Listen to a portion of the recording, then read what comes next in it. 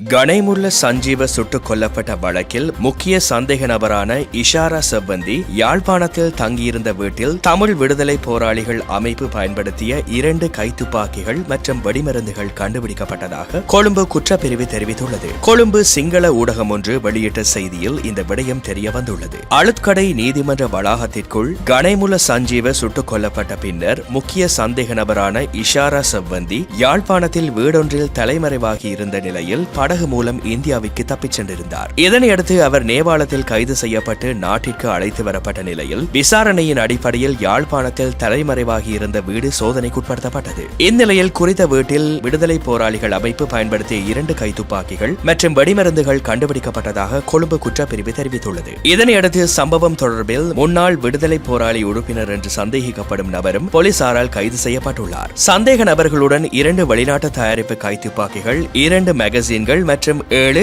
9mm வெடிமருந்துகள் கண்டுபிடிக்கப்பட்டுள்ளன. சந்தேக நபருக்கு துப்பாக்கிகளை வழங்கிய முன்னாள் விடுதலை போராளி உறுப்பினர் வவுனியாவின் புளியங்குளம் பகுதியில் கைது செய்யப்பட்டதாக போலீசார் தெரிவிக்கின்றனர். இஷாரா செவ்வந்தி நாடு கடத்தல் சம்பவம் தொடர்பாக இதுவரை 10 பேர் போலீசாரால் கைது செய்யப்பட்டுள்ளனர். மேலும் படகுகளை வழங்கிய கைது செய்யப்பட்ட நபர் 52 வயதுடையவர். அதே நேரத்தில் அவருக்கு துப்பாக்கிகளை வழங்கிய நபர் 43 வயதுடையவர் என்பதும் தெரியவந்துள்ளமை குறிப்பிடத்தக்கது.